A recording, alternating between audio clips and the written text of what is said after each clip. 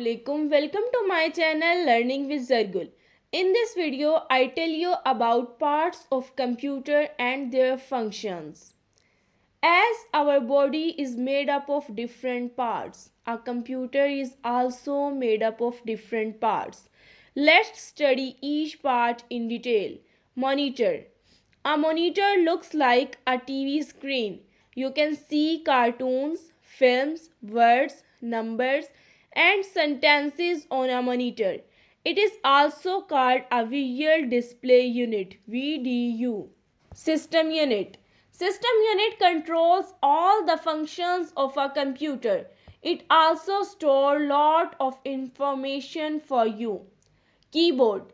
A keyboard has alphabet keys, number keys, and a special function keys.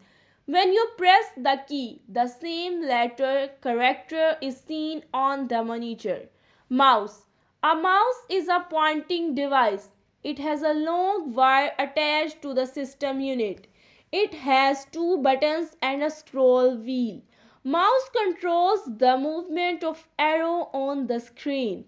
It helps to draw and make the work easy on a computer. A mouse should be kept on a mouse pad as it moves well on smooth surface. Printer. A printer is used to print text or pictures on paper. The printout is called hard copy. Speaker. You can listen to music or to recorded sound by using speakers. When you play games or watch movies on a computer, you can hear the sound with the help of speaker. Microphone. You can record your voice or sound by using a microphone. Headphone. You can listen to recorded sound, songs and voice using headphones. UPS. UPS is UPS is uninterrupted power supply.